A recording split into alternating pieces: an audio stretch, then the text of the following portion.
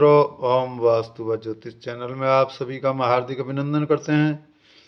Video की क्रम संख्या चल रही है। यहाँ पर हम श्रीमद् भगवद गीता का पितृदोष से संबंधित वीडियो डाले जा रहे हैं। कुछ त्रुटियां भी हो सकती हैं इसमें, हम उसके लिए क्षमा प्रार्थी हैं। ये जो हम वीडियो डाल रहे हैं इसमें कैसे भी पितृदोष घर में हो, जिनके काम काज नहीं चल रहे हों, शादी विवाह में रुकावट हो, संतान में रुकावट हो, कार्य में, तो गीता प्रेस गोरखपुर की ही आप लाएं।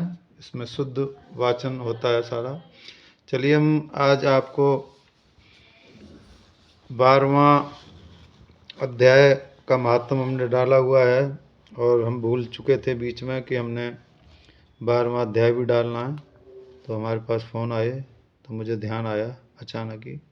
चलिए, हम इसकी आपको वीडियो डाल देते हैं। चलिए हम प्रारंभ करें। ओम श्री परमात्मे नमः। 12वां अध्याय। इस प्रकार भगवान के वचनों को सुनकर अर्जुन बोले, हे मनमोहन, जो अनन्य प्रेमी भक्तजन इस पर्वत प्रकार के निरंतर आपके भजन ध्यान में लगे हुए हैं, आप सगुण रूप परमेश्वर को अति श्रेष्ठ भाव से उपासते हैं, और जो अविनाशी सच्चिदानंदम निराकार को ही उपासते हैं, वे दोनों प्रकार से भक्तों में अति उत्तम योग वक्ता कौन है? इस प्रकार अर्जुन के पूछने पर श्री कृष्ण भगवान बोले, हे अर्जुन, मेरे में मन को एकाग्र करके निरंतर मेरे भजन ध्यान में लगे हुए जो भक्तजन अतिशय श्रेष्ठ श्रद्धा से युक्त हुए मुझ सगुण रूप परमेश्वर को भजते हैं, वे मेरे को ही योगियों में भी अति उत्तम योगी मान्य है, अर्थात उनको मैं अति श्रेष्ठ मानता हूँ। और जो पुरुष इंद्रियों के समुदाय को अच्छी प्रकार वश में करके मन बुद्धि से परे सर्वव्यापी अकथनीय स्वरूप को सदा एक रस रहने वाले नित्य अचल निराकार अविनाशी सच्चिदानंदम ब्रह्म को निरंतर एक ही भाव से ध्यान करते हुए उपासते हैं, वे संपूर्ण भूतों के हित में रत हुए और सबके समान भाव वाले योगी भी मेरे को ही प्राप्त होते हैं। किंतु उन सच्चिदानंदम निराकार ब्रह्म के आसक्त हुए चित्त वाले पुरुषों के साधन में क्लेश अर्थात परिश्रम विशेष है, क्योंकि देहाभिमानियों के अव्यक्त विषय गति दुख पूर्वक प्राप्त की जाती है, अर्थात जब तक शरीर में अभिमान रहता है तब तक शुद्ध सच्चिदानंदम निराकार ब्रह्म में स्थित होना कठिन है। और मेरे जो परायण हुए भक्तजन संपूर्ण कर्मों को मेरे में अर्पण करके मुझ सगुण रूप परमेश्वर को ही तेल धार के दृश्य आनंद ध्यान योग से निरंतर चिंतन करते हुए भजते हैं। हे अर्जुन, उन मेरे में चित्त को लगाने वाले प्रेमी भक्तों का मैं शीघ्र ही मृत्यु रूप संसार समुद्र से उद्धार करने वाला होता हूँ। इसलिए हे अर्जुन, तू मेरे में मन को लगा और मेरे में ही बुद्धि को लगा। इसके उपरांत तू मेरे में ही निवास करेगा, अर्थात मेरे को ही प्राप्त होगा, इसमें कुछ भी संशय नहीं। यदि तू मेरे मन को मेरे में अचल स्थापना करने के लिए समर्थ नहीं है, तो अर्जुन, अभ्यास रूप योग के द्वारा मेरे को प्राप्त होने की इच्छा कर। यदि तू ऊपर कहे हुए अभ्यास से भी असमर्थ है, तो केवल मेरे लिए कर्म करने के ही परायण हो। इस प्रकार मेरे अर्थ कर्मों को करता हुआ भी मेरी प्राप्ति रूप सिद्धि को ही प्राप्त होगा, और यदि इसको भी करने के लिए असमर्थ है, तो जीते हुए मन वाला और मेरी प्राप्ति रूप योग के शरण हुआ सब कर्मों के फल का मेरे लिए त्याग कर, क्योंकि मर्म को न जानकर किए हुए अभ्यास से परोक्ष ज्ञान श्रेष्ठ है, और परोक्ष ज्ञान से मुझ परमेश्वर के स्वरूप का ध्यान श्रेष्ठ है, और ध्यान से भी सब कर्मों के फल को मेरे लिए त्याग कर श्रेष्ठ है, और त्याग से तत्काल ही परम शांति होती है।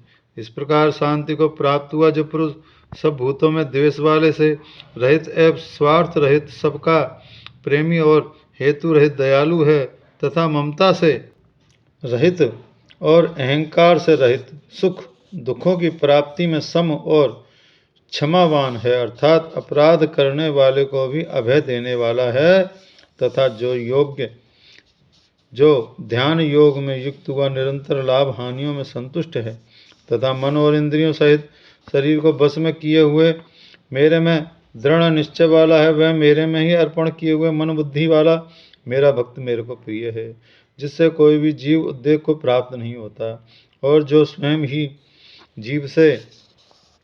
भी किसी जीव से उद्वेग को प्राप्त नहीं होता है तथा जो हर्ष हमर्ष भय और उद्गादिकों से रहित है, वह भक्त मेरे को प्रिय है।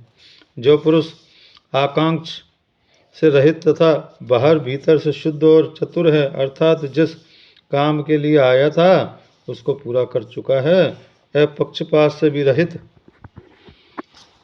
और दुखों से छूटा हुआ है, वह सर्व आरंभों का त्यागी अर्थात मन वाणी और शरीर वाला प्रारब्ध से होने वाले संपूर्ण स्वाभाविक कर्मों को कर्तापन के अभिमान का त्यागी मेरा भक्त मेरे को प्रिय है।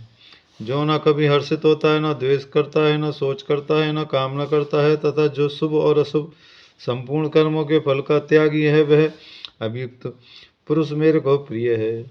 जो पुरुष शत्रु मित्र और मान अपमान में सम है तथा सर्दी गर्मी और सुख दुख आदि में द्वंद्वों में सम है और सब संसार से आसक्ति से रहित है तथा जो निंदा स्तुति को भी समझने वाला है, समान समझने वाला है और मननशील है, अर्थात ईश्वर के स्वरूप का निरंतर मनन करने वाला है, जिस किस प्रकार से भी शरीर का निर्वाह होने से सदा ही संतुष्ट है और रहने के स्थान में ममता से रहित है और स्थिर बुद्धि वाला भक्ति मान पुरुष मेरे को प्रिय है। और मैं जो मेरे परायण हुए अर्थात मेरे को परम आश्रय और परम गति है, सबका आत्मस्वरूप और सबके परे परम पूज्य समझकर विशुद्ध प्रेम से मेरी प्राप्ति के लिए तत्पर हुए श्रद्धा युक्त पुरुष इस ऊपर कहे हुए धर्म में अमृत को निष्काम भाव से सेवन करते हैं, वे मेरे भक्त मेरे को अतिशय प्रिय हैं। यहाँ पर ये 12वां अध्याय समाप्त होता है। देखिए, ये हमने इसलिए इसमें वीडियो डाले हुए हैं कि आप स्वयं अपने घर पर करके इसका लाभ उठा सकते हैं। वैसे भी गीता घर में होनी चाहिए, गीता का पाठ आप पढ़ें, इससे अच्छी कोई बात हो ही नहीं सकती। गीता रामायण इनका तो गुणगान करने से कहीं ना कहीं आपको लाभ ही होगा, हानि की तो कहीं संभावना है नहीं। और आप भी किसी को ये बतलाएंगे तो उसका भी लाभ आपको मिलेगा। आप नहीं भी कह पाते हैं तो आप इस वीडियो को चला दें और बैठे बैठे ध्यान करें कृष्ण भगवान का, गीता ले लें।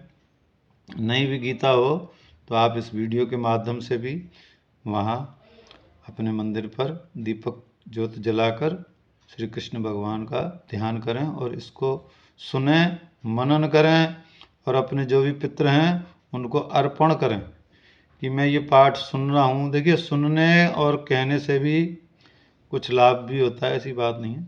चलिए, हम इस वीडियो को यहीं समाप्त करते हैं और इसके आगे का अंक फिर आपको जल्दी से आपको सम्मुख देंगे। चलिए, नमस्कार। बहुत बहुत आपका इस वीडियो को देखने के लिए धन्यवाद।